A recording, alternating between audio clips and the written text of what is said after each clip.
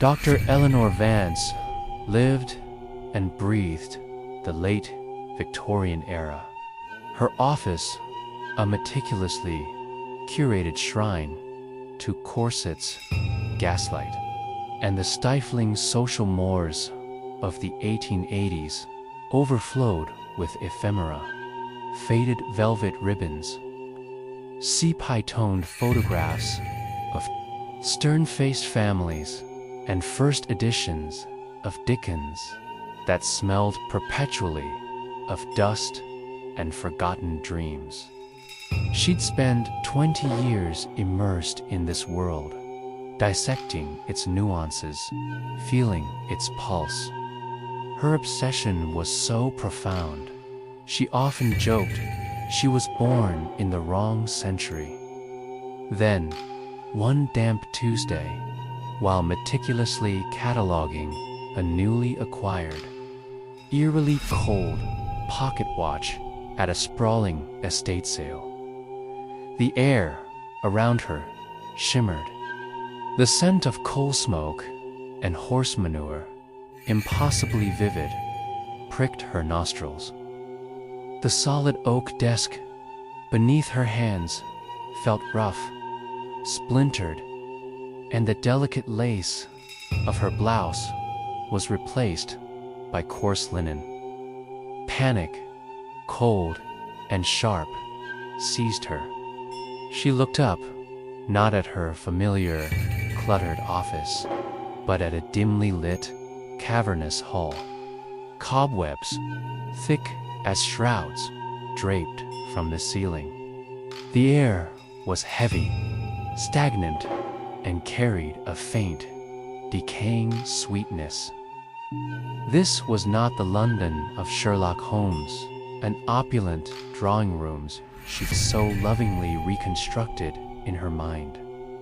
This was something else. She stumbled to her feet, her silk skirt now inexplicably threadbare, dragging on the grimy stone floor. Figures, indistinct and wavering, flitted at the periphery of her vision. They were not the solid, corporeal figures of the Victorians she knew from her books.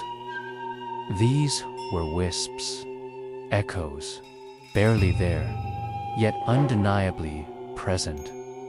A woman, her face a blur of sorrow, drifted through a solid wall, her silent weeping a palpable ache in the air.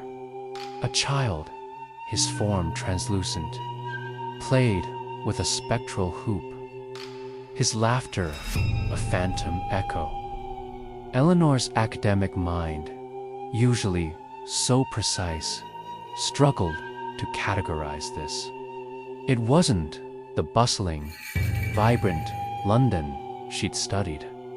It was a graveyard, a repository of lingering regrets. The grand architecture was decaying. The gas lamps flickered with a sickly, spectral light, casting long, dancing shadows that seemed to writhe with unseen life. The meticulously researched social hierarchy she'd so often debated was absent, replaced by a pervasive, melancholic silence. Her obsession had been with the spirit of the age. The societal currents, the intellectual ferment she'd envisioned, grand balls, lively debates, the thrill of scientific discovery. Instead, she found a world shrouded in perpetual twilight, populated by the mournful residue of lives lived and lost. The very foundations of her knowledge felt like a lie.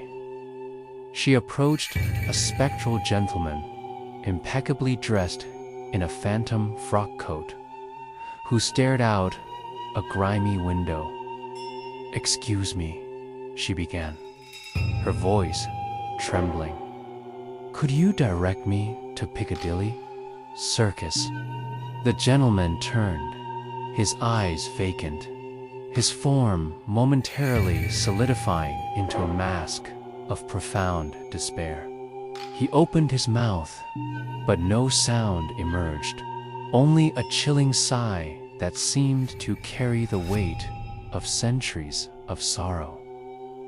He then dissolved into the oppressive air, leaving Eleanor utterly alone, surrounded by the silent, spectral throng. This was not her Victorian London.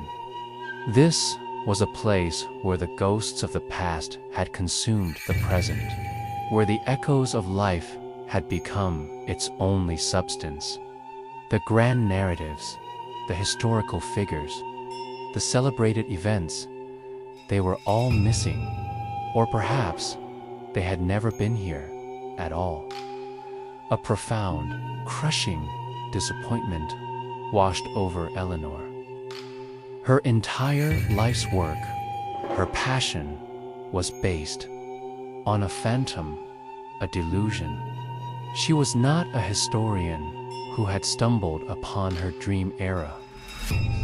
She was a trespasser in a realm of perpetual spectral mourning. The very essence of the Victorian age, as she understood it, was absent. There was no progress, no bustling industry, no intellectual vibrancy, only the quiet, unceasing lament of those who had been left behind. She realized then that her obsession had been with the idea of Victorian England, not the reality. And the reality, it seemed, was a lonely, desolate place. As the spectral figures continued their silent, mournful ballet around her, Eleanor felt a chill deeper than any she'd experienced in her drafty office. She was not just in the wrong time.